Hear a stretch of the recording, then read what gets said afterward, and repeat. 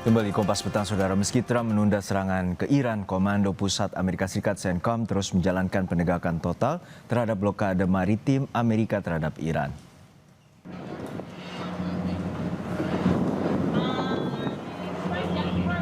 Berdasarkan rekaman video operasi CENTCOM, penegakan hukum di koridor laut strategis melibatkan patroli intensif dari kapal perang Angkatan Laut Amerika Serikat, jet tempur F-18, serta helikopter pemantau.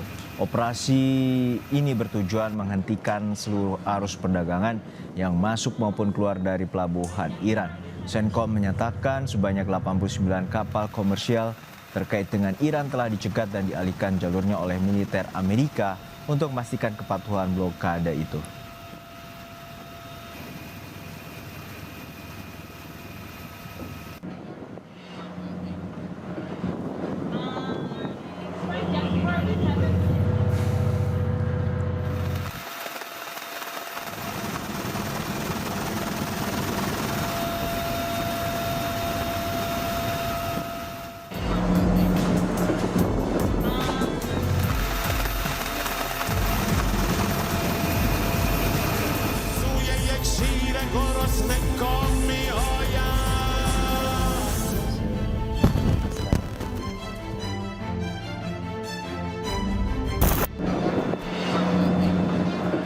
Militer Amerika Serikat tetap menggencarkan blokade terhadap Iran di Selat Hormuz.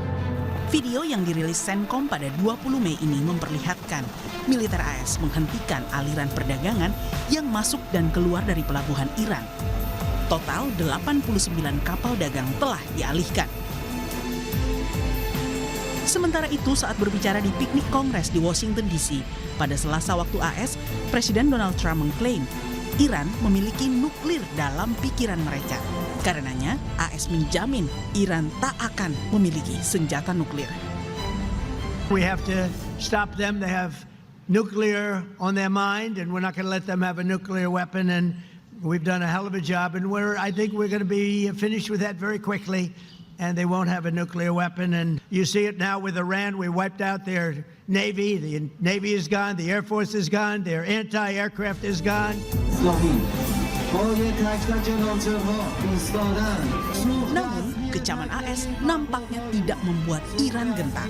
Di tengah penundaan serangan AS, militer Iran kembali memamerkan 3 drone di depan kerumunan di kota Islam Sarih, Iran. Tak hanya itu, warga Iran juga mulai berlatih menggunakan rudal portable untuk mencegat pesawat terbang rendah, salah satunya jet F-18. Sikap warga Iran ini senada dengan pernyataan Menlu Iran Abbas Araghchi. Araghchi mewanti-wanti Presiden Donald Trump. Jika perang pecah lagi, Trump harus siap menerima banyak kejutan dari Iran. Melalui akun X-nya, Menlu Iran Abbas Araghchi bilang, beberapa bulan setelah dimulainya perang terhadap Iran, Kongres AS mengakui kehilangan puluhan pesawat senilai miliaran. Angkatan bersenjata kami yang kuat dikonfirmasi sebagai yang pertama untuk menyerang jatuh F-35 yang disebar-sebarkan. Dengan pelajaran yang dipetik dan pengetahuan yang kita peroleh, kembali ke perang akan menampilkan lebih banyak kejutan. Upaya meredakan konflik melalui pembicaraan lanjutan di Islamabad, Pakistan gagal menghasilkan kesepakatan permanen. Meski demikian, Trump memutuskan memperpanjang gencatan senjata tanpa batas waktu dengan tetap mempertahankan blokade kapal-kapal yang melintas menuju atau keluar dari pelabuhan Iran melalui Selat Hormuz.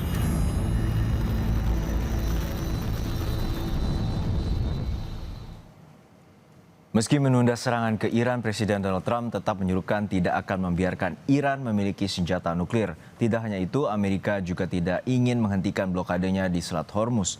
Namun Iran justru bersiap bersama warganya menghadapi serangan Amerika Serikat sewaktu-waktu. Kita bahas bersama alumnus Rajaratnam School of International Studies, NTU, Mas Riko Marbun, dan juga dosen ilmu politik Universitas Udayana, Evata Filomeno Duarte. Selamat sore Bapak-Bapak, semoga sehat-sehat selalu.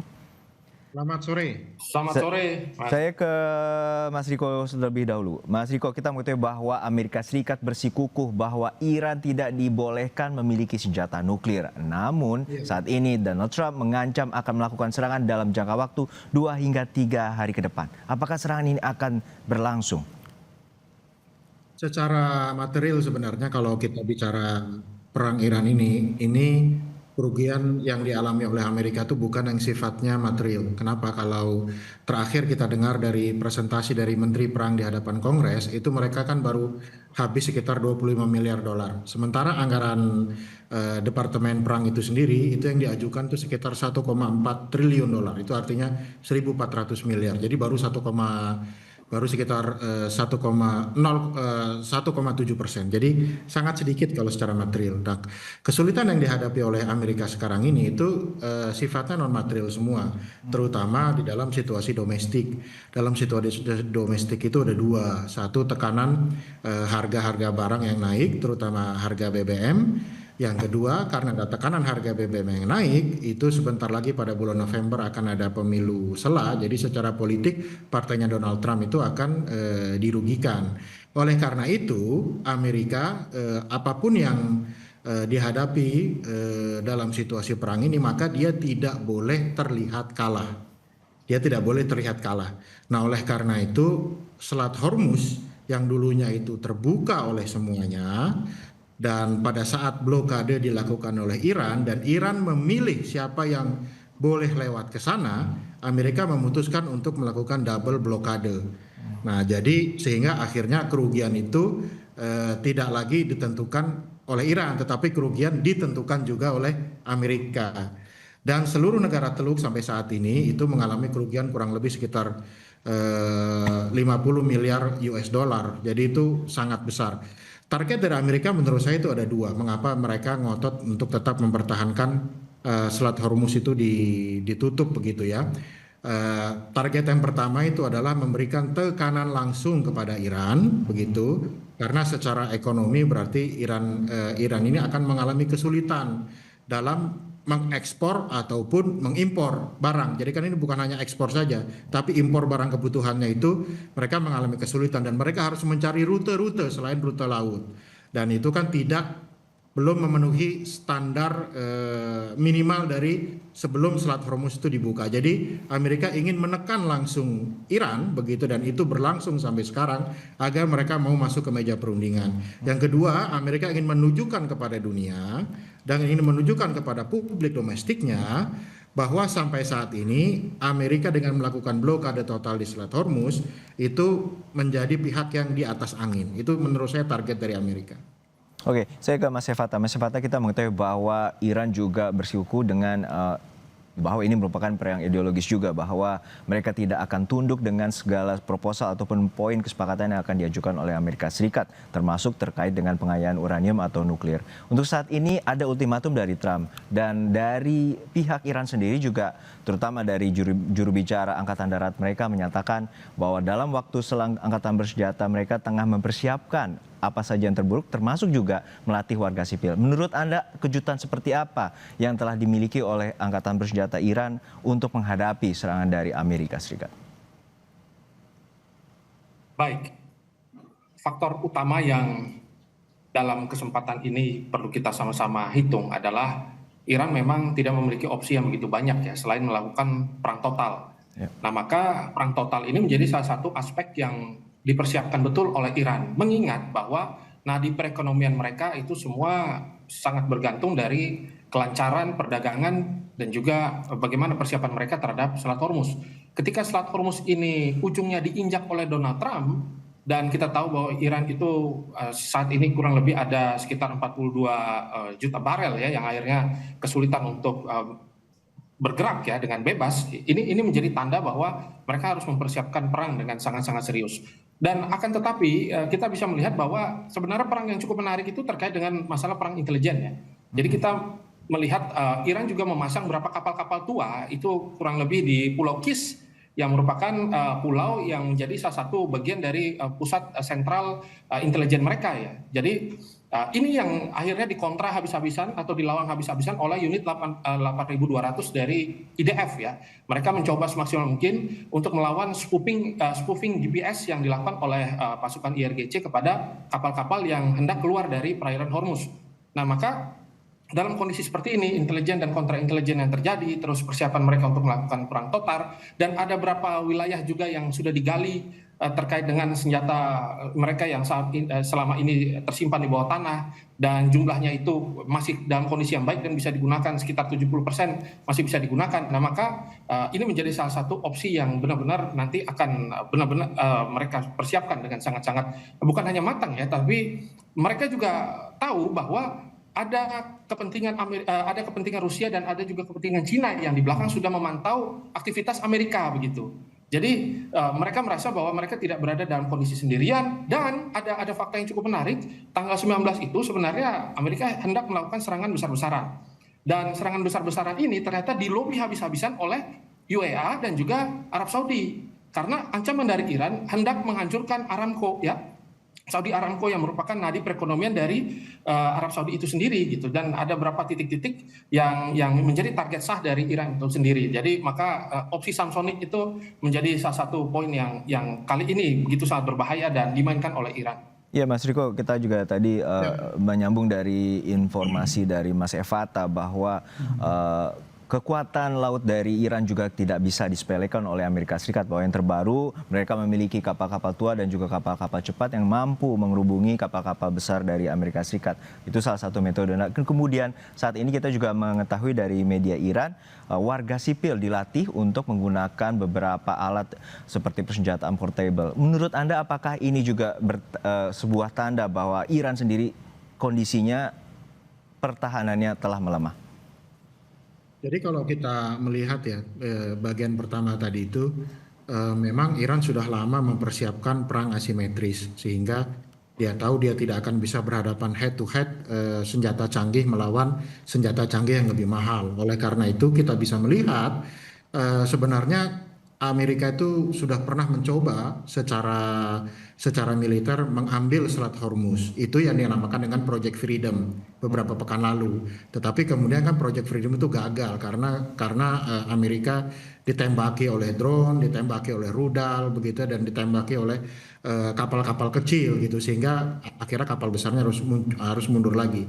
Ini yang sebenarnya senjata andalan Iran yang itu diperhitungkan oleh Amerika dan oleh seluruh negara yang di Teluk.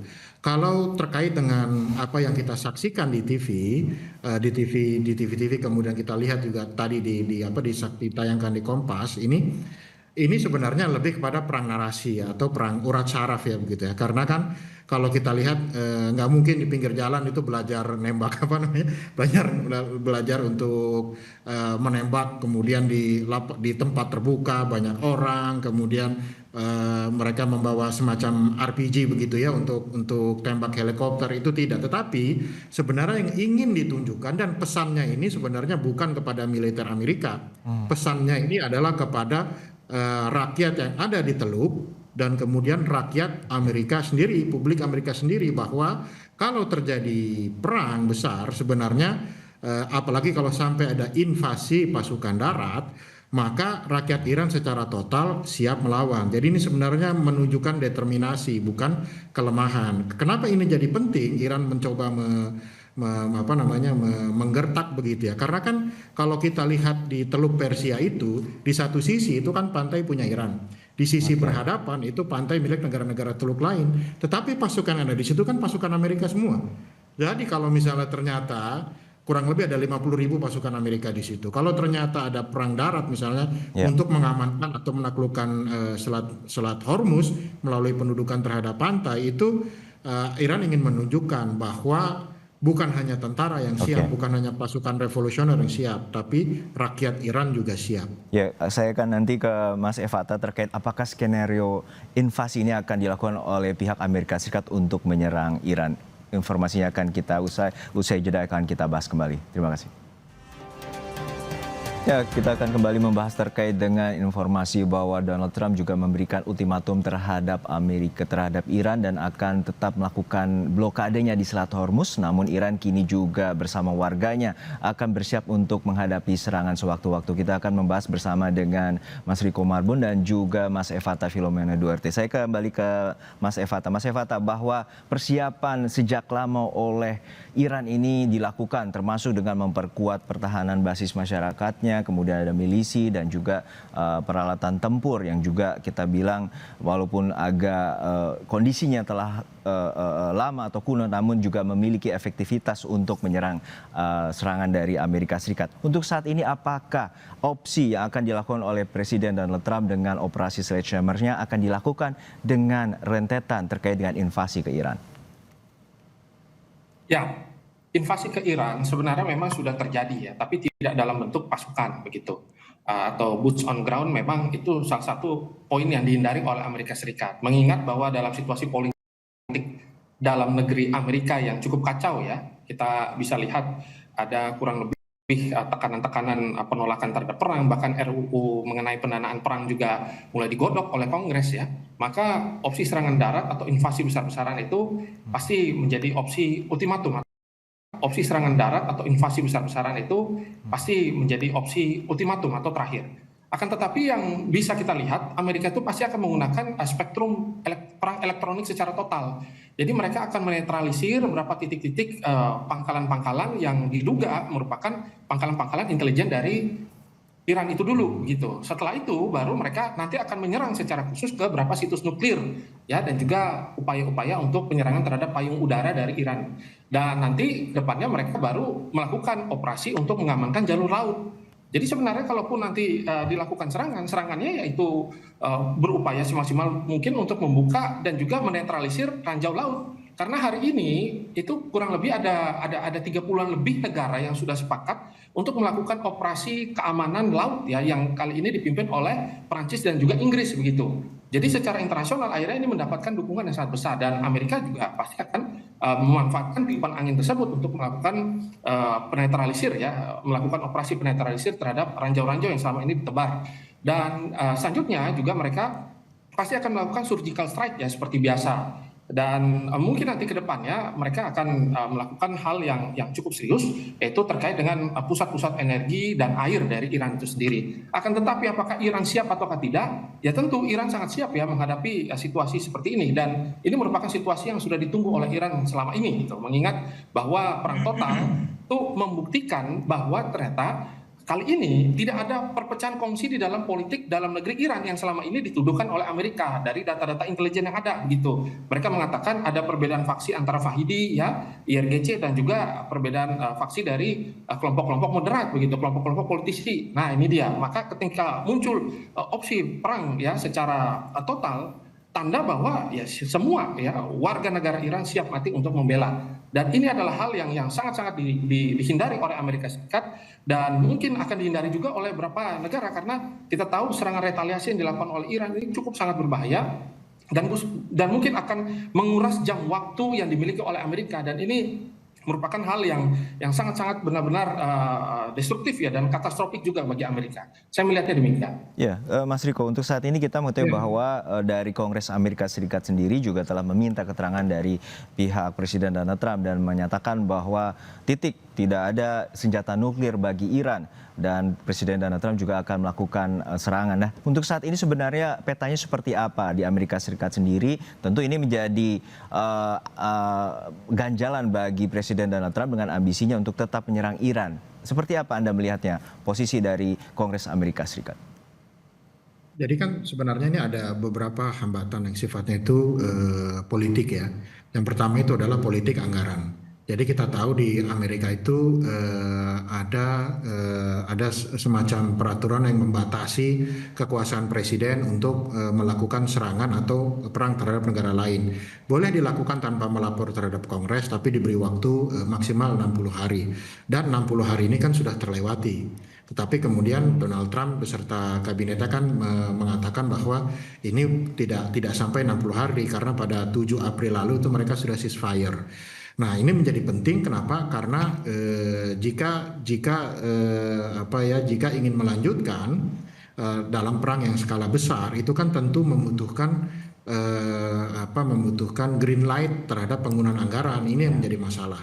Yang pertama, yang kedua, kita tahu sekarang sedang terjadi pertarungan menuju pemilu salah di bulan November mendatang.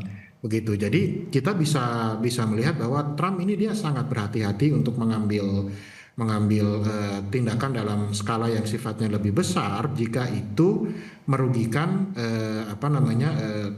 terlihat lemah atau kalah. Tetapi ini seperti dua sisi dari satu mata koin. Jadi satu sisi mungkin itu penghambat, tetapi dalam waktu yang sama Trump ini juga tidak boleh dan Amerika tidak boleh kelihatan kalah, sehingga pada waktu yang bersamaan itu ekskalasi bisa justru menjadi naik kalau misalnya ternyata Amerika harus keluar dari perang Iran ini dengan dianggap sebagai pihak yang kalah. Oleh karena itulah opsi militer itu sampai sekarang ini masih tetap ada di atas meja begitu. Jadi itu tidak pernah hilang 100% dan bahkan military build up-nya itu di kawasan itu terus berlanjut begitu. Jadi menurut saya itu yang sedang terjadi. Dan di Amerika sendiri sekarang Trump ini sedang berusaha mencari cara-cara di luar di luar perkembangan tentang perang Iran ini untuk mencoba membujuk rakyat Amerika. Contohnya kemarin itu dia umumkan tentang penurunan harga dari obat-obatan yang mungkin Indonesia itu kategori BPJS lah gitu mungkin ya. Jadi itu dilakukan bahwa dia ingin cerita bahwa ya selain perang ini saya juga bisa mendeliver hal-hal yang sudah pernah saya janjikan. Kalau itu ternyata strategi itu berhasil, bukan tidak mungkin Trump mungkin akan berpikir ya opsi militer itu bisa lebih terbuka. Baik, kita lihat bagaimana ultimatum yang dilakukan oleh jajaran dari Presiden Donald Trump terkait dengan operasi Sledgehammer, dan kita lihat dalam jangka waktu 2-3 hari ke depan Donald Trump memberikan ultimatum pada Iran untuk masuk ke meja perundingan atau serangan akan dilakukan oleh pihak Amerika Serikat terhadap Iran. Terima kasih sekali lagi Mas Riko Marbun, alumnus Raja Ratnam School of International Studies NTU, dan juga Mas Evata Filomeno Beremeo Duarte, dosen geopolitik Universitas Udayana. Terima kasih Bapak-Bapak, sehat-sehat selalu. Terima kasih.